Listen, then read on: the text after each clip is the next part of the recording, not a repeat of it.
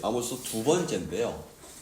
오늘 본문 3절부터 아모스 2장 3절까지는 이스라엘 주변에 6개 이방 나라에 대한 어떤 심판의 말씀을 기록하고 있고, 그리고 아모스서 2장 4절 이하에는 남유다에 대한 심판과 북이스라엘에 대한 심판의 말씀이 기록되어 있습니다.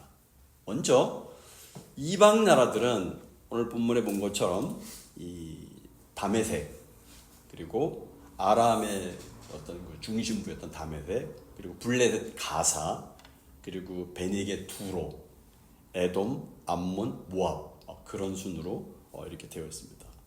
구체적으로 본문 3절을 다시 보니까 여호와께서 이와 같이 말씀하시되 다메섹의 서너 가지 죄로 말미암아 내가 그 벌을 돌이키지 아니하리니 이는 그들이 철 타자기로 타작하듯이 길랏을 압박하였습니다 라고 말씀하고 있습니다.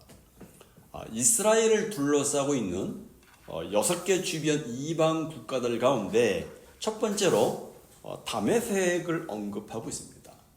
이 다메섹은 아람, 그러니까 시리아의 수도였습니다. 당시 다메섹은 이 아람, 시리아에서만이 아니라 고대 근동 일대의 교통의 중심지로 유명했습니다. 다메섹은 동서로 지나가는 크고 넓은 도로가 잘 정비되어 있었을 뿐만 아니라 남과 북을 연결하는 대로도 잘 뻗어 있었습니다. 그래서 다메섹은 이러한 도로를 이용하는 상인들로 인해서 상업이 발달하였고 군사적인 측면에서도 굉장히 중요한 요충지였습니다.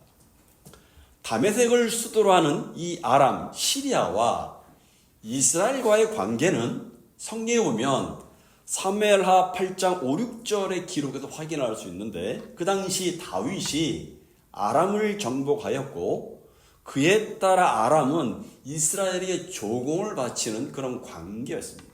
그런데 열왕기하 6장 24절 이하에 보면 BC 9세기경에 이 베나닷이 왕위에 오르면서 아람의 세력이 급격하게 강해지게 됩니다. 때문에 조공 바치는 것을 거절하고 오히려 북이스라엘의 수도인 사마리아 성을 공격하는 등 이스라엘을 괴롭히게 됩니다. 그 당시 아람 군대에 포위를 당한 이 사마리아 성은 굶주림을 견디지 못해서 부모들이 자식을 삶아 먹는 그런 비극이 일어나기까지도 합니다. 또 열왕기하 8장 12절에 보면 엘리야 선지자가 베나닷에 이어서 왕위에 오르는 이 하사엘에 대해서 후에 그가 사마리아 성에 불을 지르고 아이를 뵌 부녀를 배를 가를 것이라고 예언을 하게 되었습니다. 그만큼 아람은 북이스라엘에게 심각한 고통을 안겨주었어요. 아람과 북이스라엘의 이런 불행한 관계는 아모스가 사역을 하였던 BC 8세기까지 계속되었어요. 아마도 이방 나라들에 대한 하나님의 심판에서 다메섹에 대한 심판의 예언이 가장 먼저 제시된 것은 아마 이런 이유 때문인 것으로 보입니다. 호세아는 다메섹에 대해서 본문에 보니까 서너 가지 죄로 말미암아 내가 그 벌을 돌이키지 않겠다고 말씀하십니다. 물론 여기 서너 가지 죄라는 표현은 여기서 이어서 나오는 가사와 두로와 에돔과 암몬과 모압은 물론이고 남유다와 북이스라엘의 죄를 지적하면서도 똑같이 사용합니다. 서너 가지 죄. 서너 가지 죄란 문자적인 의미는 세 가지가 아니면 네 가지라는 뜻입니다. 그렇죠. 문자적인 의미. 근데 원문을 보면 세 가지에 네 가지를 더한 수인 7가지라는 뜻입니다. 그렇다면 왜 처음부터 7가지라고 기록하지 않고 서너 가지라고 표현을 했을까요? 루터나 칼빈이나 케일 등의 이 주석학자들을 보니까 당시 고대 근동에서 숫자 3이나 7이 완전수로 인식되었기 때문으로 설명합니다.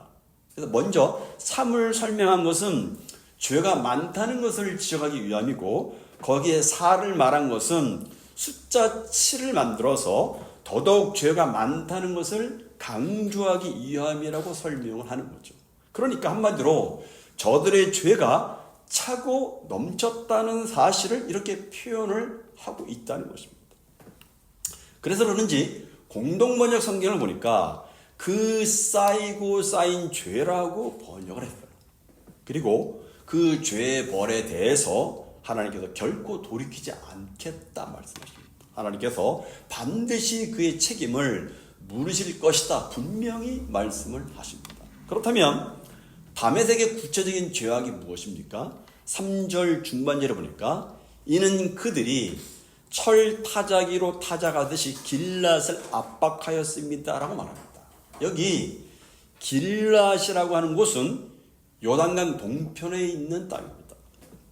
창세기 10장 22절에 보면 노아의 자녀 3명 중에 셈이 있는데 그 셈의 아들이 거기에 보니까 셈의 아들은 엘람과 아스로와 아르박삭과 룻과 아라미오라고 기록하고 있습니다. 그리고 창세기 10장 23절에 보면 아람의 아들은 우스와 훌과 게델과 마스미어라고 기록을 하고 있어요. 이처럼 아람에게는 4명의 자손이 있었고 그들이 나중에 아람 민족을 형성을 했던 거예요. 그리고 창세기 31장에 보니까 우리가 잘 알듯이 야곱이 형 에서를 피해서 그 당시 밧담 아람에 살고 있는 외삼촌 라반의 집으로 도피하지 않습니까? 야곱은 나중에 라반을 피해서 도망가다가 서로 만나서 다투게 되는데 그때 서로 경계를 정해서 서로를 침범하지 않을 것을 서로 언약을 하고 그 증거로 돌 무더기를 쌓았습니다. 그래서 창세기 31장 47절에 보니까 그 돌 무더기를 라반은 아람어로 여갈사하두다 라고 이렇게 얘기했고 야곱은 갈르엣이다 라고 얘기했습니다. 여기 갈렛과 길랏은 같은 말입니다. 그러니까 역사적으로 그렇게 아람과 이스라엘이 서로 언약을 맺은 관계인데 다메섹이 그 언약을 무시하고 길랏을 쳐들어와서 압박을 했다는 거예요. 그것도 어떻게 압박을 했다고 말합니까? 철 타자기로 타작하듯이 길랏을 압박했다. 타작이라는 말은 아주 가혹하고 잔혹한 탈취 행위를 표현하는 단어입니다.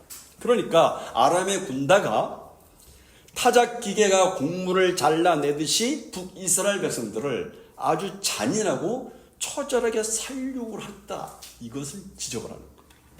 열왕기 13장 1절 이하에 보니까 요아스 왕 때 아람의 군대가 쳐들어와서 이스라엘 백성들을 멸절하기를 타작마당에 티끌같이 되게 하였다라고 표현을 하고 있습니다. 그들은 이스라엘을 침략하여서 이스라엘 백성들을 무자비하게 죽이고 비인간적으로 취급을 하였던 것이죠. 그런데 열왕기상 22장에 보면 북이스라엘에서도 특히 이 길랏 지방에 속하는 루벤과 므낫세 지파 사람들은 더더욱이 이 아람 군대에 의해서 침략을 굉장히 많이 당했어요. 그럴 수밖에 없던 것은 이스라엘의 북쪽 위치한 이 아람이 남하 정책을 펼칠 때 가장 근접한 지역이 바로 길랏이기 때문에 그래요. 그렇기 때문에 본문에서도 길랏을 특별히 먼저 지목한 것으로 보입니다. 즉 다메섹에 대한 심판은 이처럼 이스라엘을 무자비하게 죽이고 괴롭힌 죄악 때문인 것을 지적을 하셨습니다. 계속해서 이런 다메섹에 대한 하나님의 심판은 4절과 5절 상반절에 보니까 모두 4가지로 상징해서 말씀을 하십니다. 먼저 4절을 보니까 내가 하사엘의 집에 불을 보내리니 베나닷의 궁궐을 사르리라 라고 말합니다. 여기서 하사엘은 베나닷에 이어서 아람의 왕이 된 사람을 말합니다. 하사엘은 베나닷을 살해함으로써 아람을 통치하게 됩니다. 후에 이 하사엘의 아들도 그가 왕위에 오르게 되는데 그 이름이 베나닷입니다. 근데 이 베나닷의 뜻이 뭐냐면 바알 종교의 폭풍신인 하닷의 아들, 그런 뜻입니다. 아마 애굽 왕이 바로 왕의 칭호를 뜨듯이 아람의 왕위도 베나닷이었던 것 같습니다. 따라서 하사엘의 집이나 베나다의 궁궐이라는 말은 동일한 표현입니다. 여기 집과 궁궐은 사람들을 보호하는 곳이죠. 그것들이 그들을 지킨다고 생각을 하고 궁궐을 요새처럼 지어 놓았을 것입니다. 특히 여기 궁궐은 우리가 생각하는 일반적인 궁정과는 달리 요새화된 것을 가리킵니다. 그래서 이 궁궐은 일반적으로 지리적으로 높은 곳에 위치를 하고 정치, 경제, 사회적으로 한 국가의 중심부이고 수많은 석조물들 그리고 연인 호화스러운 건물로서 이런 왕들에 대한 어떤 자부심을 보여주는 드러내는 어떤 문화의 대명사이기도 합니다. 또한 군사적으로 이 궁궐은 나라의 최후 보루이고 가장 강한 성이고 적의 군대로부터 보호된 이런 역사들을 가지고 있는 산성들을 가리킵니다. 그런데 하나님께서 불로 심판하여서 다스리겠다 말씀하십니다. 그렇게 볼 때 이것은 하사엘이나 베나닷의 개인적인 심판을 말씀하는 것이 아니라 그들이 다스렸던 아람 나라를 하나님이 전쟁의 화염으로 멸망시킬 것을 말씀하고 있는 것입니다. 이 말씀처럼 실제로 열왕기하 13장 25절과 열왕기하 14장 28절에 보면 이스라엘을 괴롭히던 하사엘이 죽임을 당하게 됩니다. 그리고 그의 아들 베나닷 3세 때 북이스라엘과의 전쟁에 계속 패하다가 많은 영토를 빼앗기게 됩니다. 뿐만 아니라 열왕기하 16장 8절 9절에 보니까 아람왕 르스친 때에는 신흥 제국이었던 아수르 디글랏 빌레셀에 의해서 수도인 다메섹이 점령을 당하고 백성들이 포로로 붙잡혀가서 결국은 아람이 멸망을 당하게 됩니다. 그런 얘기들이 성경에 계속해서 증거하고 있습니다. 두 번째로 계속해서 다메섹에 대한 심판에 대해서 5절 상반절을 보니까 내가 다메섹 빗장을 꺾는다라고 말합니다. 다메섹은 앞에서 언급했듯이 아람의 수도이자 교통과 상업과 군사의 요충지였습니다. 그런데 그곳에 빗장을 꺾을 것이다라고 말합니다. 빗장은 성 밖에서 성문을 열지 못하도록 걸어놓는 일종의 자물쇠 역할을 하는 어떤 막대기나 철로 만든 것을 가리킵니다. 고대 성읍들은 요새화되어 있었습니다. 성문의 빗장은 성문을 보호하는 것이죠. 강한 성은 그 문이 대부분 철로 이루어져서 대적들이 불을 놓아도 상관이 없도록 만들어 놓았습니다. 그리고 내부에 동이나 철로 만든 빗장으로 잠갔습니다. 그런데 이 빗장이 꺾이면, 이 빗장이 열리면 그 성은 결국 무너지게 되는 것이죠. 그런데 하나님께서 요새화된 그 성읍을, 도시를, 다메섹을 파괴시키겠다라고 말씀하십니다. 심판하시겠다는 하나님의 분명한 의지를 보여주십니다. 그러므로 이 빗장이 꺾인다는 것은 곧 그 성이 적군에 의해서 부서져서 멸망을 당할 것이라는 상징적인 표현을 하십니다. 계속해서 세 번째, 다메섹에 대한 심판에서 5절 중반절을 보니까 아웬 골짜기에서 그 거미를 끊으며 라고 말합니다. 여기 아웬 골짜기가 어딘지 구체적으로 알 수는 없지만 아마 아람의 굉장히 중요한 지형에 속한 것이 틀림이 없는 것 같습니다. 그런데 이 아웬이라는 것이 히브리어 문자적인 의미가 어떤 의미냐면 헛되다, 거짓되다, 사악하다, 포악하다라는 뜻의 명사입니다. 따라서 이것은 앞에서 철타자기로 길랏을 압박한 이 아람의 포악함과 사악함을 상징적으로 표현한 것으로 보입니다. 그래서 이스라엘을 괴롭히며 백성들을 살육한 만큼 이제 이 아람의 거민들, 아람의 주민들 역시 그렇게 살육당할 것이다. 그렇게 말씀을 하시는 거예요. 계속해서 5절 하반절을 보니까 벳 에덴에서 규 잡은 자를 끊으리니 아람 백성이 사로잡혀 길에 이르리라 라고 말합니다. 여기 벳 에덴은 아람 북쪽에 위치한 곳으로 문자적으로는 쾌락의 집이다 그런 뜻입니다. 여기 규라는 것은 통치의 권위를 상징하는 지팡이, 다른 말로 홀이라고 말하긴 하겠습니까? 왕권을 잡은 자 그런 뜻입니다. 그러므로 이 규 잡은 자는 왕권을 잡은 자를 가리킵니다. 하나님은 그 왕권을 잡은 자를 무너뜨리고 백성들을 포로로 잡혀가겠다라고 말씀하십니다. 또 아람 백성이 사로잡혀서 기르에 이를 것이다 라고 말합니다. 여기 기르는 히브리어로 키르인데 어디냐면 이것이 아수르의 요새를 가리키는 표현입니다. 실제로 열왕기하 16장 9절에 보니까 아수르 왕 디글렛 빌렛의 3세가 다메섹을 공격합니다. 그래서 다메섹을 점령해서 그 아람 백성들을 포로로 삼아서 여기 기르로 옮기고 아람 왕 르신을 죽였다라고 기록하고 있습니다.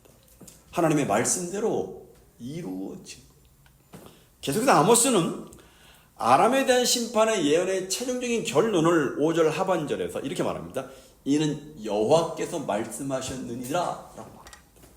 이런 형식의 결론의 말씀은 앞으로 공부하게 될 이방 나라 5개와 남유다와 북이스라엘에게 모두 동일하게 사용됐습니다. 맨 나중에 여호와께서 말씀하셨느니라, 이는 여호와께서 말씀하셨느니라 라고 형식을 맞춥니다. 이것은 아모스가 선포한 심판의 예언이 아모스 자신의 말이 아니라 하나님의 말씀이라는 사실을 분명히 보여주신 것입니다. 따라서 이 말씀은 하나님이 말씀하신 것이기 때문에 반드시 성취될 수밖에 없음을 선언하는 의미가 내포되어 있습니다. 그 이유는 모든 예언이 하나님의 말씀이기 때문에 그렇습니다. 앞에서도 언급했지만 본문 3절에서 아모스 2장 3절까지는 이스라엘 주변의 6개 이방 나라에 대한 심판의 예언의 말씀을 기록하고 있습니다. 그리고 아모스 2장 4절 이하에는 남유다와 북이스라엘에 대한 심판의 말씀이 기록되어 있어요. 우리가 선지서를 보면 보통 이스라엘의 죄악과 심판을 먼저 선언하는 것이 일반적입니다. 그런데 본서 아모스는 그와 반대입니다. 이방 나라의 심판과 그리고 남유다의 심판을 언급한 다음에 마지막으로 북이스라엘의 심판에 대해서 언급합니다. 그 이유는 아마도 지난주에 말씀드렸던 남유다 출신인 아모스가 북이스라엘에 가서 심판을 예언을 해야 됐기 때문이 아닌가 생각을 해봅니다. 그래서 먼저 이방 나라들과 남유다에 대한 심판을 선언하고 북이스라엘도 너희들도 오해 없이 자신들을 향한 심판의 메시지를 전할 때 그들이 그러니까 거부감 없이 받아들이도록 하고자 하는 그런 뜻이 있지 않을까 생각을 해봅니다. 또 한 가지 생각해 보고 싶은 것은 이스라엘을 향한 하나님의 심판의 성격입니다. 그 당시에 이방 국가들은 하나님의 계시의 대상이 아니었어요. 이제까지 하나님은 전 우주적으로 주권을 행사할 수 있는 권세를 가졌음에도 불구하고 오직 이스라엘 민족과만 상대하셨어요. 하나님의 계시는 이스라엘을 떠나서는 다른 민족에 임한 예가 없었어요. 지금 아모스 시대에도 이 계시는 1차적으로는 이스라엘 백성들을 대상으로 하고 있습니다. 이렇게 보건대 이방인들의 죄악을 열거하고 그의 합당한 심판이 선고된 이유가 무엇인가? 아마도 이스라엘로 하여금 남이나 북이나 이스라엘로 하여금 핑계치 못하게 하는 것이고 하나님의 은혜를 멸시한 것에 대한 더 큰 책임을 묻는 그런 의미를 가지는 것으로 보입니다. 왜냐하면 우리가 알고 있듯이 이스라엘은 그만큼 큰 특권을 누렸기 때문에 그렇습니다. 이스라엘 민족은 하나님과 직접 대면하였고 온 인류를 위한 계시의 도구였다는 측면에서 굉장히 큰 책임감을 가지고 있었어요. 그럼에도 불구하고 이방인들과 다를 바가 없는 삶을 전개해 나갔고 저들의 가치관을 역시 그들과 똑같이 살았어요. 구별된 민족으로서의 정체성을 그들은 상실하였습니다. 그리고 열방을 하나님께로 돌아오게 하는 사명의 부르심을 받은 이 제사장 나라의 의무를 그들은 저버렸어요. 결국 하나님의 크신 구속의 경륜을 거스리고 대항을 한 그런 죄를 범한 것이죠. 하나님께서는 아모스를 통해서 이런 사실을 그 당시 이스라엘의 타락한 상태에 관련해서 의도적으로 부각을 시키는 것입니다. 이런 배경하에서 아모스의 담대한 심판에 선포한 어떤 메시지를 우리가 이해할 필요가 있습니다. 여러분, 우리가 아모스를 공부하면서 하나님의 심판, 하나님의 진노에 대한 이야기를 많이 들을 거예요. 우리는 하나님의 진노라는 말을 듣기 싫어합니다. 그러나 아모스서는 하나님의 사랑보다 하나님의 진노를 선포합니다. 물론 그 하나님의 진노 역시 하나님의 사랑에서 나온 것이죠. 특히 하나님의 진노는 우리가 자주 묵상할 필요가 있는 완전한 하나님의 성품이라는 사실입니다. 우리의 심령은 하나님이 죄를 몹시 싫어한다는 것을 알므로 우리는 더 큰 자극을 매일매일 받으면서 살아가요. 우리는 언제나 죄를 가볍게 여기려는 버릇이 있고 죄의 무서움을 묵살하는 경향이 있고 나가서 죄를 변명하려는 경향을 가지고 있습니다. 그러나 우리가 하나님이 죄를 혐오하신다는 것과 죄에 대해서 맹렬하게 보응하신다는 사실을 깊이 연구하고 숙고하면 숙고할수록 우리는 죄의 무서움을 깨닫기가 더욱 쉬워집니다. 하나님의 그런 진노하시는 성품, 공의의 성품에 대해서 우리가 묵상하면 묵상할수록 죄에 대한 문제에 대해서 우리가 굉장히 민감하게 반응할 수 있다는 거죠. 특히 하나님의 진노를 묵상하기를 좋아하느냐의 여부는 우리의 심령이 하나님을 향하여서 참되게 서 있느냐 하는 것을 시험하는 어떤 면은 시금석이기도 하다는 사실입니다. 하나님의 사랑만 묵상하는 게 아니라 하나님의 어떤 공의, 어떤 죄를 싫어하시고 혐오하시는 그 하나님의 그 성품을 우리가 묵상을 해야 한다는 거죠.